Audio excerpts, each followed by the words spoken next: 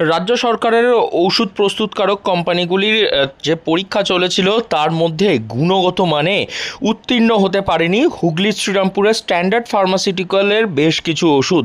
রাজ্য সরকারের state drug testing ল্যাবরেটরিতে ফেলিওর ঘোষণা করা হয়েছে এই ওষুধ প্রস্তুত কোম্পানির দুইটি ওষুধকে।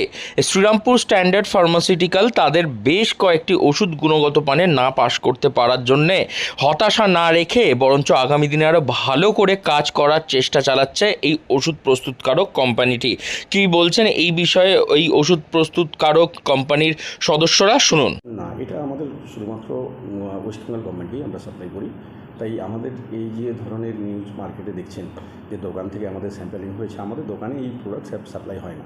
এটা আমাদের গভর্নমেন্টকেই আমরা সাপ্লাই করি, আমাদের টেন্ডারের মাধ্যমেই আমরা L1 হয়ে আমরা সাপ্লাই করি গভর্নমেন্ট। কোথায় আপনার সেক্ষেত্রে কী মনে হচ্ছে আপনার কেন মানে গভর্নমেন্ট টেস্টিংয়ে আপনাদের এই ওষুধটা কেন মানি? এখন এর রুট কোজ অ্যানালিসিস দুই পক্ষ থেকেই হচ্ছে। গভর্নমেন্টের পক্ষ থেকে ওনারাও অ্যানালিসিস করছেন, আমরাও দেখছি। কারণ একটা মেডিসিন আমাদের এখানে বানানো হয়, প্রত্যেকটা প্রসেসের ক্ষেত্রেই আমাদের টেস্টিং হয়। টেস্টিং একটা স্টেজ বাই স্টেজ টেস্টিং হয়ে হয়ে একটা একটা প্যারামিটার এগিয়ে যেতে থাকে। তো সেক্ষেত্রে আমরা আমাদের যা দেখেছি তাতে আমাদের ইনহাউস যা প্রসেস, যা প্যারামিটার, তা সব কিছুই ঠিক আছে। সেখানে কোনো জায়গায় আমরা কম্প্রোমাইজ করিনি।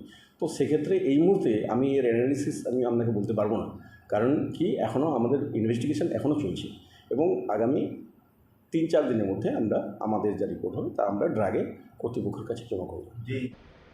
বহু পুরনো ওষুধ কোম্পানি এই রীতিমতো প্রশ্নের মুখে পড়ে গিয়েছে এই ঘটনায়। যদিও এই ঘটনা একেবারেই মানতে নারাজ কোম্পানির ম্যানেজার দ্বিজাশিস ভট্টাচার্য। তিনি জানান তাদের তৈরি প্রত্যেকটি ওষুধ গুণগত মান বজায় রাখার জন্য বিভিন্ন ধাপে ধাপে পরীক্ষা করানো হয়।